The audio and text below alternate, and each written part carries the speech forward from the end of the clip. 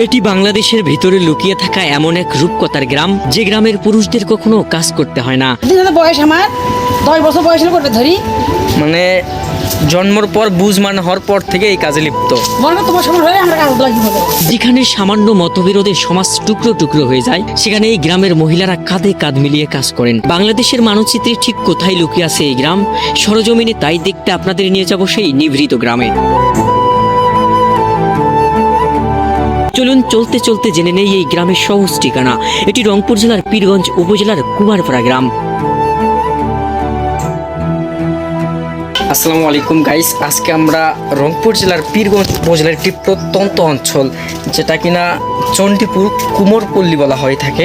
আমরা সেই কুমোরপল্লীতে আজকে এসেছি। তো এখানকার কাজকর্ম সব কিছুই আমরা আজকে দেখব, কিভাবে কাজ করে, কিভাবে শুকানো হয়, কিভাবে পোড়ানো হয়, সব কিছুই দেখবো। তো অবশ্যই আমাদের ভিডিওতে থাকবেন, শেষ পর্যন্ত দেখবেন, তাহলেই জানতে পারবেন।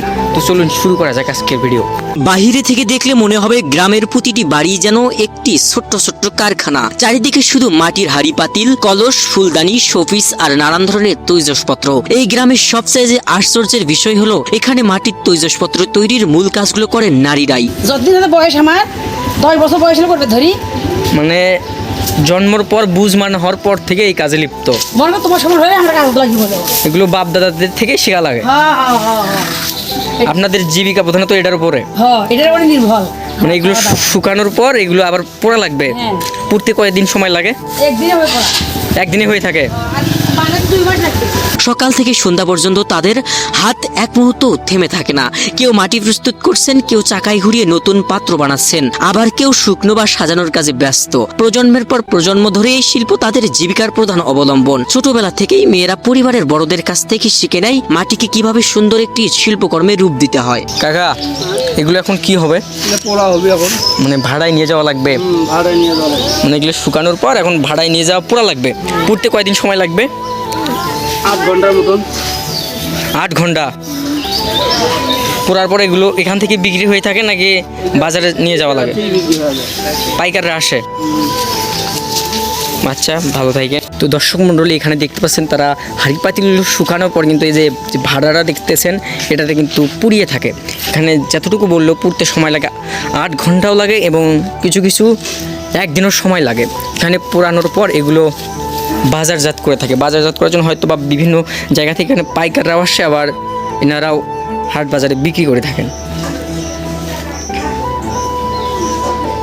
অনেকে বাইরে থেকে এসে বলেন এই গ্রামে নাকি পুরুষদের কাজ করতে হয় না, কিন্তু বাস্তবতা একটু ভিন্ন।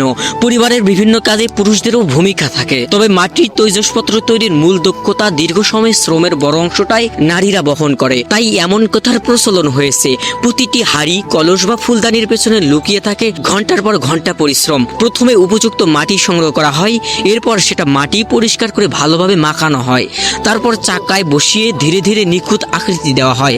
আকৃতি তৈরি হওয়ার পর এগুলো রোদে শুকানো হয়, এরপর বিশেষ চুল্লিতে পোড়ানো হয়, যাতে মাটির পাত্র শক্ত ও টেকসই হয়ে ওঠে। অনেক পণ্য পরে রং ও নকশা করা হয়। বর্তমান সময় প্লাস্টিক, আধুনিক পণ্যের ভিড়ে এই ঐতিহ্যবাহী শিল্প নানা চ্যালেঞ্জের মুখে পড়েছে। তবুও নিজেদের পূর্বপুরুষদের ঐতিহ্য ধরে রাখতে প্রতিদিন নিরলস পরিশ্রম করে চলছেন এই গ্রামের মানুষ। তাদের তৈরি মাটির তৈজসপত্র শুধু গ্রামের বাজারেই নয়, দেশের বিভিন্ন এলাকায়ও বিক্রি হয়। উৎসব, মেলা, বিভিন্ন সাংস্কৃতিক আয়োজনেও এইসব পণ্যের ব্যাপক চাহিদা রয়েছে।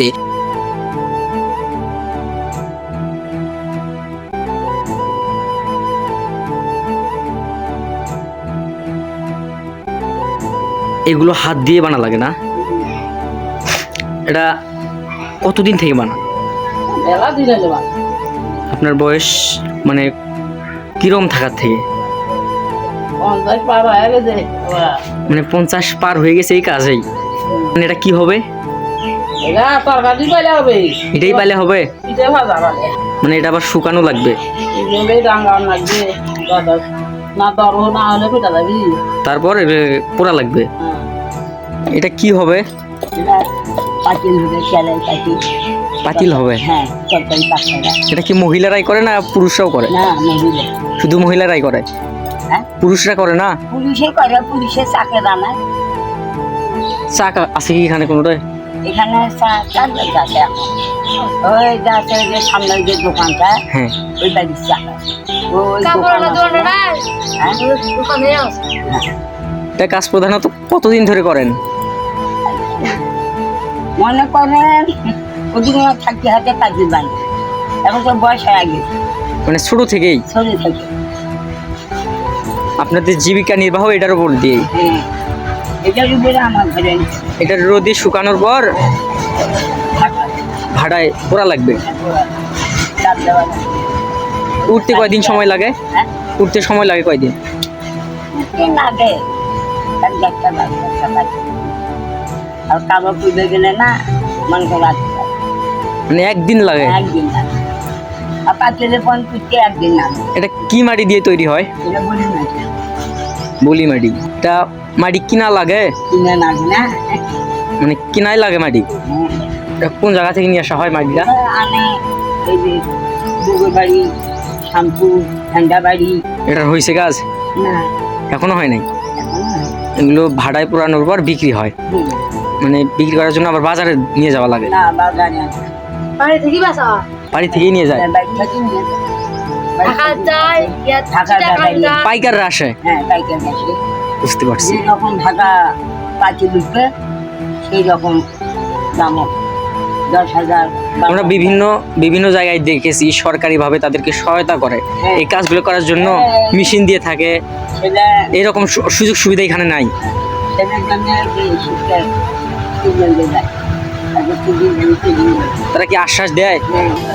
কাকা প্রধানত এটা কি হবে? এটা কি হবে এটা?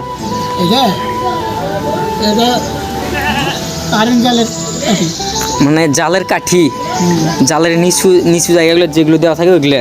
হ্যাঁ, মানে এগুলো কি পোড়া লাগে? ওরা লাগে না, এগুলো কাঁচা নিয়ে যায়,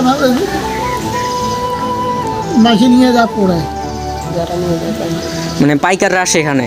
হ্যাঁ, এটা কীরকম বিক্রি হয়ে থাকে? 25 টাকা হাজার। মানে 1000 তৈরি করে 25 টাকা। 25 টাকা? প্রচুর খাটনি তো এগুলোতে। হ্যাঁ, এত পোষায় না। 1000 বানাতে কত সময় লাগে? সময় লাগে 1 ঘন্টা লাগবে? 1 ঘন্টা বেশি নাকি? মানে 1 ঘন্টা কাজ করে 25 টাকা? হ্যাঁ, আপনাদের সরকারি কি সহায়তা আছে কোনো? হ্যাঁ? সরকারি সহায়তা না। কোনো নাই?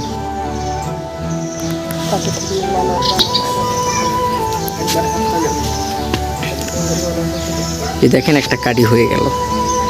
মূলত এগুলো কারেন্ট জালের কাঠি যেগুলোকে বলা হয়ে থাকে। এগুলো হাতেই তৈরি হয়ে থাকে, কোনো মেশিন বা কোনো কিছু ব্যবহার করা লাগে না। এগুলো শুকানোর পর পোড়ানো লাগবে, পোড়ার পর এগুলো এখান থেকে পাইকাররা এসে নিয়ে যাবে। এই গ্রামে এসে শুনতে পেলাম তাদের ছেলেমেয়েরা এই শিল্পমুখী না হয়ে লেখাপড়ার দিকে অগ্রসর হচ্ছে। তাহলে এই শিল্প কি সত্যি সত্যি হারিয়ে যেতে বসেছে?